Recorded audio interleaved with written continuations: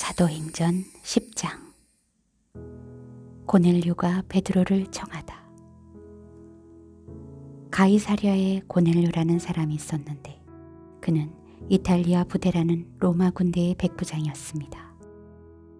고넬료와 그 집안 사람들은 모두 경건하고 하나님을 경외하는 사람들이었습니다.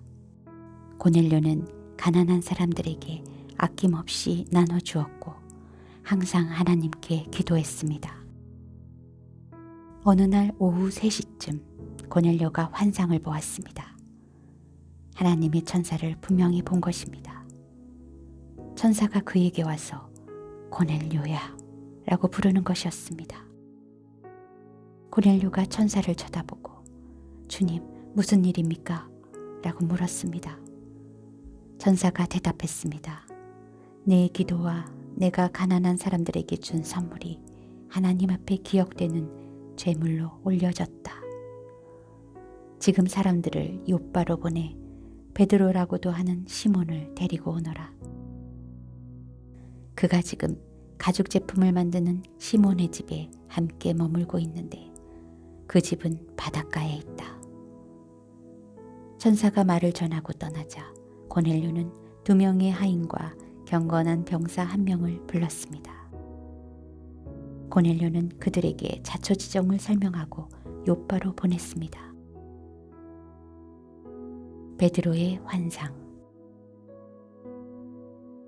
이튿날 낮 12시쯤 그들이 여행을 계속하다가 욥바에 가까이 왔을 때쯤 베드로는 지붕에 올라가 기도하려던 참이었습니다. 그는 배가 고파 뭔가 좀 먹었으면 했는데 음식이 준비되고 있는 동안 환상을 보게 됐습니다.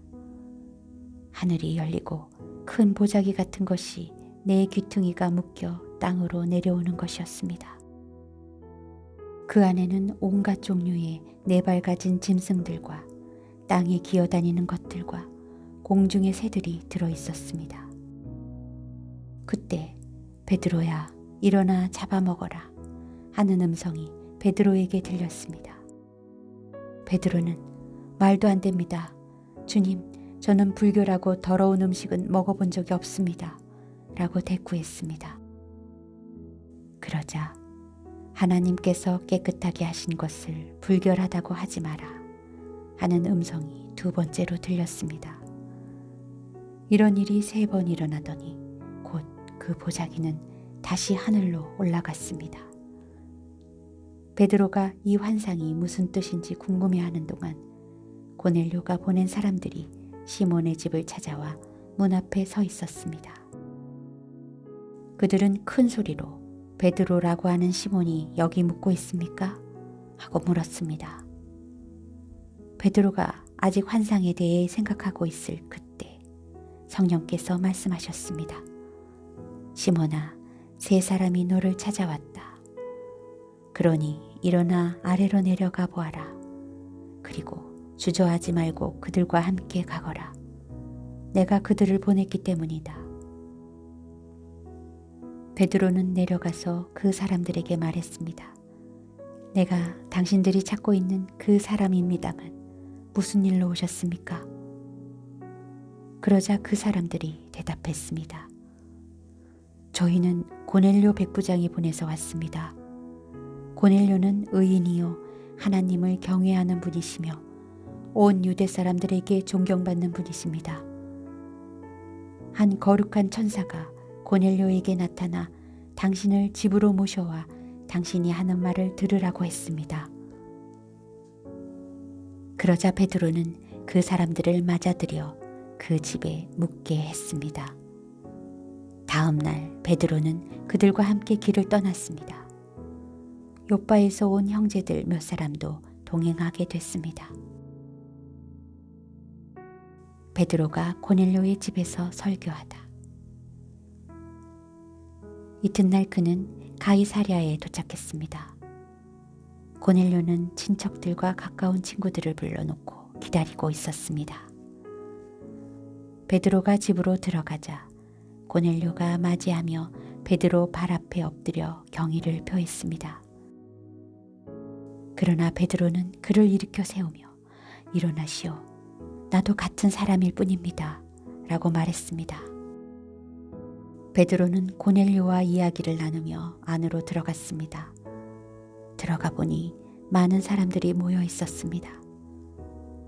그들에게 베드로가 말했습니다. 여러분도 잘 아시다시피 이렇게 이방 사람과 교제하거나 방문하는 것은 우리 유대 사람으로서는 율법에 어긋나는 행동입니다. 그러나 하나님께서는 어떤 사람도 불결하거나 더럽다고 해서는 안 된다고 내게 보여주셨습니다. 그렇기에 여러분이 나를 불렀을 때 사양하지 않고 왔습니다. 그런데 무슨 일로 나를 불렀습니까? 고넬료가 대답했습니다. 4일 전 바로 이 시간 오후 3시쯤에 내가 집에서 기도를 하는데 갑자기 빛나는 옷을 입은 한 사람이 내 앞에 서서 고넬료야, 하나님께서 내 기도를 들으셨고 내가 가난한 사람들에게 베푼 것을 기억하고 계신다. 욥바로 사람들을 보내 베드로라고 하는 시몬을 불러라. 그는 바닷가에 살면서 가죽 제품을 만드는 시몬의 집에 손님으로 있다. 라고 말씀하셨습니다. 그래서 내가 즉시 부르러 보냈던 것입니다. 정말 잘 오셨습니다. 지금 여기 하나님 앞에 우리 모두 와 있으니 주께서 당신에게 명령하신 모든 것을 귀 기울여 듣겠습니다. 그러자 베드로가 말하기 시작했습니다. 이제야 내가 깨달았습니다. 참으로 하나님께서는 사람을 겉모양으로 차별하지 않으시고 하나님을 경외하고 의를 행하는 사람들이라면 어떤 민족이든 받아주신다는 것입니다. 하나님께서 모든 것의 주이신 예수 그리스도를 통해 평화의 복음을 이스라엘 백성들에게 전해주신 것을 여러분도 잘 알 것입니다. 요한이 세례를 전파한 후에 갈릴리에서 시작해 온 유대에서 무슨 일이 있었는지도 알 것입니다. 하나님께서 나사렛 예수에게 성령과 능력으로 기름 부으신 것과 하나님께서 예수와 함께 하심으로 예수께서 선을 행하시고 마귀의 능력 아래 짓눌려 있던 사람들을 모두 고쳐주시며 두루 다니셨습니다. 우리는 예수께서 유대 사람들의 땅과 예루살렘에서 하신 모든 일의 증인입니다. 그들은 예수를 나무에 달아 죽였지만 하나님께서는 3일째 되는 날 예수를 살리셔서 사람들에게 나타나게 하셨습니다. 그러나 모든 사람이 다 본 것이 아니라 하나님께서 미리 선택하신 증인들, 곧 예수께서 죽은 사람들 가운데서 살아나신 후 함께 먹고 마셨던 바로 우리에게만 보여주신 것입니다. 예수께서는 우리에게 사람들에게 말씀을 전파하라고 명하셨습니다.